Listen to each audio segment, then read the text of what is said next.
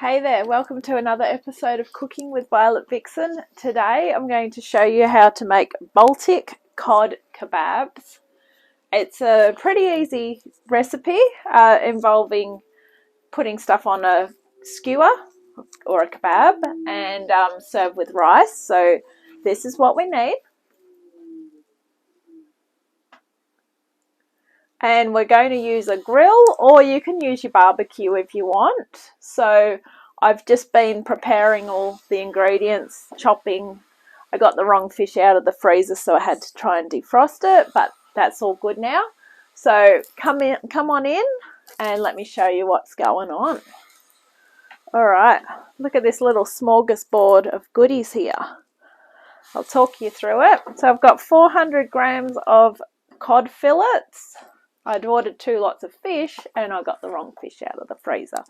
But all good. I've defrosted it and cut it up into 2.5 centimetre cubes, and we're putting them in the bowl. Okay, 4 button pearl onions. I could not get them. I asked for 2 small ones and I got 1 large one. So I've basically just cut it into quarters.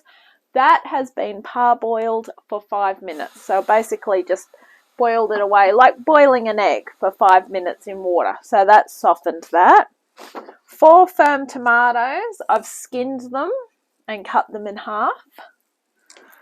1 teaspoon, 4 button mushrooms washed. I've had these ones in the freezer. They're half washed. They're very dirty, by the way. 1 teaspoon of chopped dill. I did not measure that. That was out of the freezer. That is a big teaspoon. I could not find the parsley in there, so I am just going to use parsley flakes, 1 sprig of parsley. Obviously, ideal would be fresh parsley, but we can sprinkle that on top. And actually, if you're going to use dried, you always use half the amount, so that would be half a teaspoon. Half a teaspoon. 1 lemon, which is cut into wedges. This is for when we dish it up. 4 skewers. If you've got the metal ones, these ones are really good. Otherwise, you can use the bamboo ones, but you will need to soak them in hot water. I think it's hot water. That's just so that they don't splinter when you cook them. You'll have to Google that because I try not to use those ones. If I can use these, I like these ones better. And because I'm going to be putting stuff into the freezer anyway, I'm going to have to take it off this. So, yes. Sorry, I did not know that one. If I find out, I will put it in the comments section. For the marinade, we want 75 mils of oil. Olive oil is always best for most things. If you want to try one of the flavoured oils, you can. Now, 75 mils is just a minuscule short of 1/3 of a cup. So if you don't have a measuring cup like that, grab your 1/3 of a cup and don't quite fill it to the top. Juice of 1 lemon. Squeezed up 1 lemon. 2 teaspoons of Worcestershire sauce. And salt and pepper is to taste. So salt and the cracky pepper. I like to use that one. I love pepper. All right, so because we're marinating with oil, we do not want a plastic bowl. Grab a glass bowl. Not metallic either, glass or Pyrex. Okay, so we're in here. Now, over this, we are just going to mix the marinade together. You can mix it all together or naturally just chuck it all over the top. All right. Goodbye olive oil. Now, with your lemon, unless you want seeds all over it, I would suggest that you use a small colander. The pulp's good, but the seeds are just probably not really a good idea. Can't have both, unfortunately. All right. Look at that.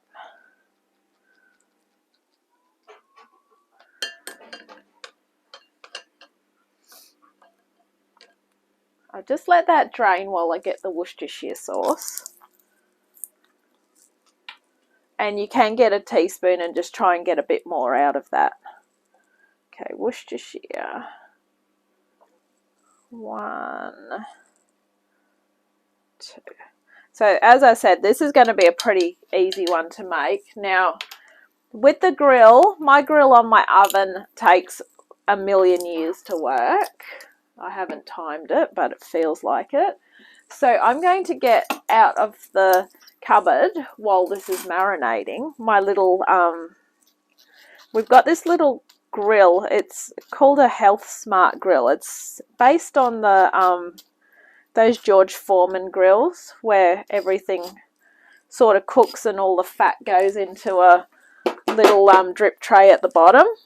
So I'm going to cook it on that because it's going to be so much quicker. Otherwise it will be midnight when I'm having dinner. It's feeling like it anyway. Alright. Plenty of black pepper or not. That's up to you. And then the salt. Same deal with the salt. If you want a lot, go for it. If you don't, go for it as well. Alright. Now, grab a spoon. We are going to marinate this for half an hour. I know that sounds really annoying, but it is what it is. So, if I had my fish ready, I would have had it marinated by now, and I would be showing you what to do. But fear not, we will come back, and then we will start stabbing things onto sticks and get ready to cook. So, in the meantime, I am going to find out my grill. You won't be here for the half an hour that I'm doing other stuff. So I'll see you soon.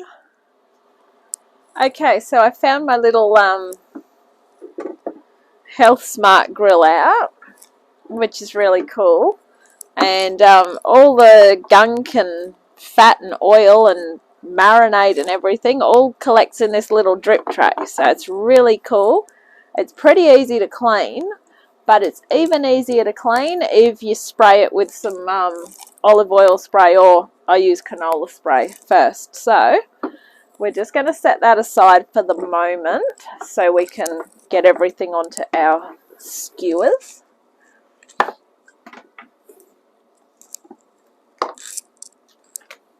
Alright. Pop all those over that side. Okay. Ow. So I normally just set this one up here. I have been known to do sausages on these because it's sort of like they barbecues them.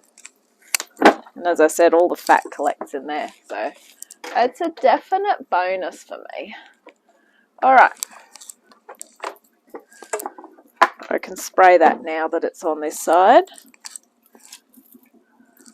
I'm not going to turn it on yet though. Alright, let's get our fish.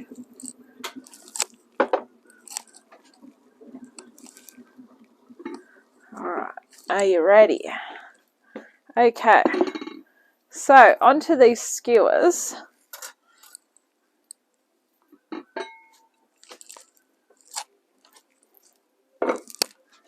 So you basically just put on a piece of fish, tomato, a mushroom, and an onion.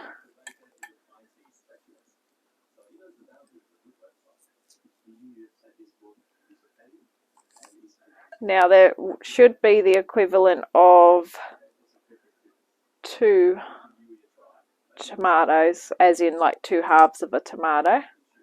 I'm going to leave it at that because we'll just see how we go with the rest of it. I've cut the fish up pretty big.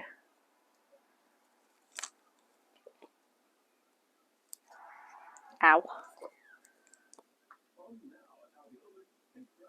Try not to stab yourself with anything.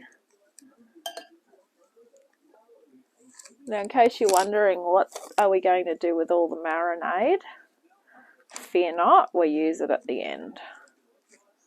Did we do? Yes, we did that next. Okay.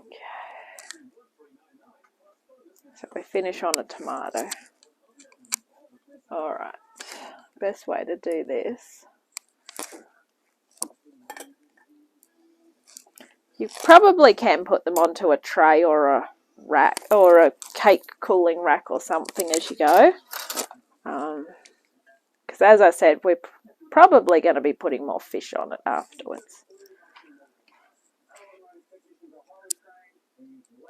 Ow.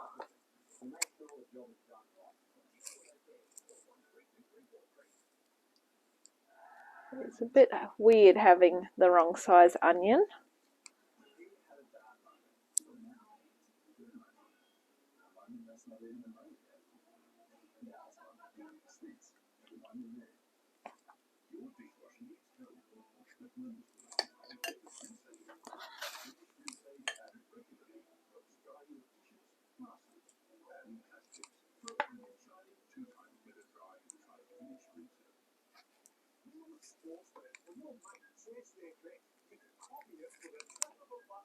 Now this onion got all smooshed up. Those little onions that you can get, they're not really a cocktail onion, but they sort of are. They are very hard to get. Most times I've had to use tiny onions. I've always ended up just having to cut an onion up, which isn't really the same, but it is, I guess. Just doesn't sit as good, obviously, as you can see with this one.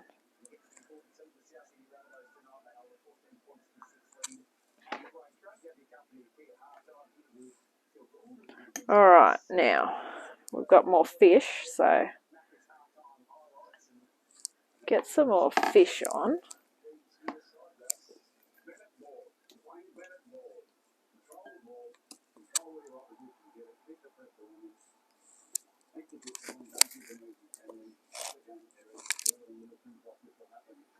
Alright, how are you going with yours? Hopefully you're skewering along with me.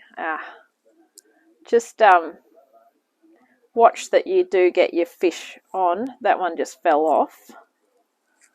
It's not really the end of the world because I can put more on from the other side. Yeah, they do make a bit of a mess. I can tell you that much.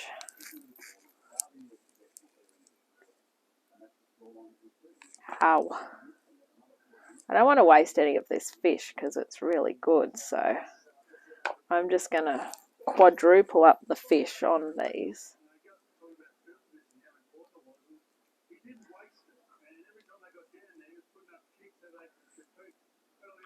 This is why it's important to use a nice firm fish fillet so that you can really get it to hold on to where you're putting it.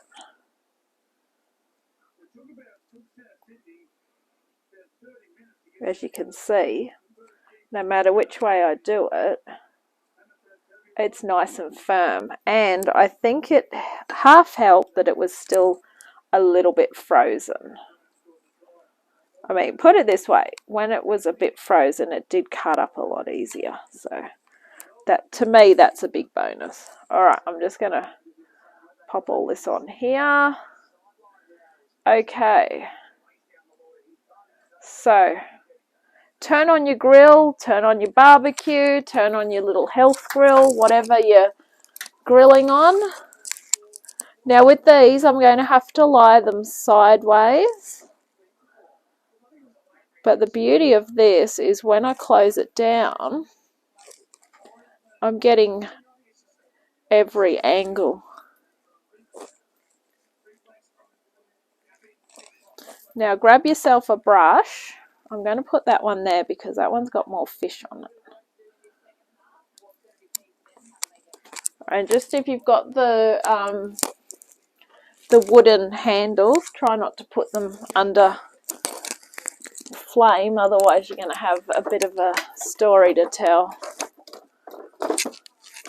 Have a char grill. Alright, so with this sauce, just marinate it on. You can drizzle it on, but as you know with this, it's just going to all end up in the drip tray. Alright, so what I'll do is when it gets hot, I'll come back to that. Alright, so that is grilling away. Try and clean up a bit of this area here. Because as I said, I have a very small kitchen. You don't have, sometimes people with big kitchens don't have enough room, so you've just got to adapt. Cook where you've got space. Make the most of what you've got, and just buy a few ingredients or appliances as well to help out. If your oven's not very good, try and buy appliances, things like air fryers, electric frying pans, electric woks, things like that are going to mean that you're not going to be stressing out because your oven's not working, because you're not going to be using it as much. So that's the way to do it. Alright, so you're going to place these under the grill for about 8 to 10 minutes, and then you're going to brush them with oil or melted butter from time to time. I wouldn't be using butter. I'd be using a bit of your marinade because it's got oil in it. And do not use the leftover marinade. Make sure you throw it out. So, if you have a look, we're starting to go there. It's going good. Alright, I'll be back soon. We'll see how we're going. Okay, so I've actually turned it off and I'm going to leave it at that. The main reason is because one of them is going to be eaten tonight. If it's not cooked through, I can microwave it. The others are going in the freezer, so therefore they're not being eaten, so they're going to be cooked at a later date. But that is pretty impressive. That is called a Baltic cod kebab. Serve it up with some rice. I've got some rice that I made on a previous episode. It's called saffron rice with peanuts. I thought this will go absolutely perfect. Better this. One of these on top. Wedge of lemon, bit of dill and some parsley. And I'm all set for dinner. So I hope you've enjoyed this episode. And I'm going to catch you very soon on another adventure. Bye.